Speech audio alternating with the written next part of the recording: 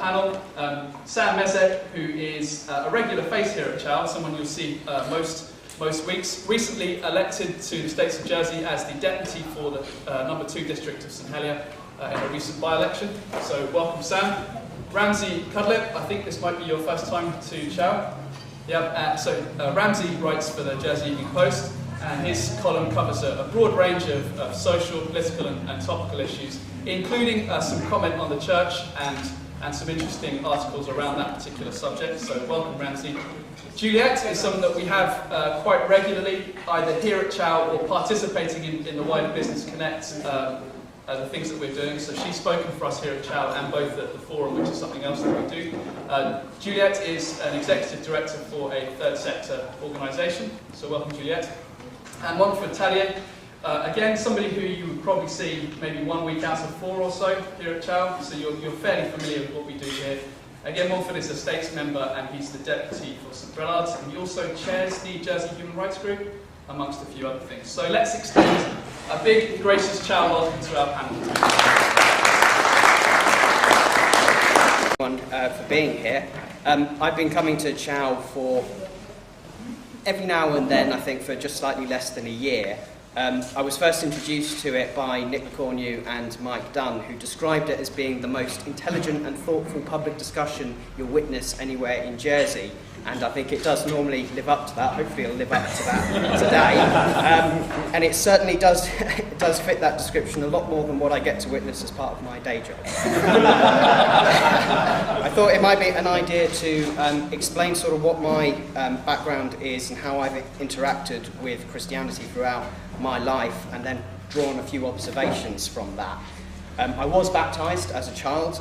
Believe it or not, I actually remember it. I was only about 1 year old, but I can actually remember being pushed in my pram on the way back from it with a soggy head.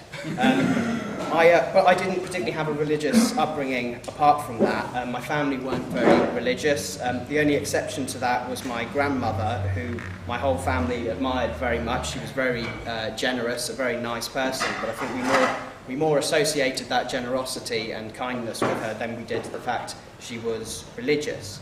But growing up in Jersey, there's obviously no chance of escaping having some sort of Christian influence, given its pretty dominant role in Jersey's culture and history. I went to a Christian primary school, that was St Saviour's School, and I left it an atheist. So you can judge for yourself how good a job they may have done there. But I had a variety of experiences at that school which I think have stuck with me. Some of those experiences were very positive, and others I think were a bit more negative. On the positives, we had assemblies every week in which we were taught stories about Jesus primarily, but we were also taught about Mahatma Gandhi, Nelson Mandela, Mandela in particular because I was at primary school at the time that he was elected president of South Africa just after apartheid had fallen.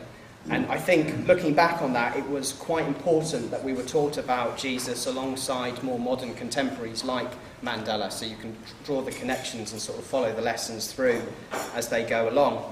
But the one thing that I remember better than anything else was probably the highlight of every year. About once a year, somebody came in, I have no idea who he was, I can't remember what his name was, but he came in to teach us stories from the Bible. He had props and he would stood up and speak without notes, and he was absolutely hilarious. He was really, really funny. He used to really liven up the stories, and every kid would have seen him tell these stories like the Good Samaritan, some of the parables, etc. And we would be desperate for the next time he was coming back because he was just so entertaining. We'd have the whole assembly absolutely howling with laughter afterwards. But it wasn't all positive. I think there were some things on how that Christian message was conveyed to us that I think were very negative.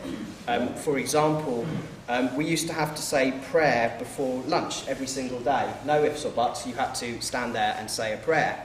And I look back on that and I think, I can't actually see what benefit that had to any of us in that school, because when you're young and hungry, the last thing you want to do is have 30 seconds where you're being put off from getting to your food, and you're being made to stand up and sort of monotonously, like a bunch of robots, say the same thing, rather than actually think, well, what is it we're saying and what does it actually mean? the prayer was about being grateful for what we have and thinking of people who aren't so lucky to have a meal like that every day. And I look back on that and think, I think that would have been better actually to every now and then take us aside and just talk to us about that, rather than get us to stand up and say something that we're not actually thinking about. It's going, in one ear, out the other. That doesn't really mean anything. We had carol services every year as well, and I remember absolutely hating them. I hated being in this dark, dingy church, witnessing something we all considered very boring. Nobody looked forward to it, which when you think about sort of message behind Christmas that's actually meant to be there, it's not actually a good thing to put kids through something quite boring like that isn't exciting them when you're trying to convey that sort of message to them.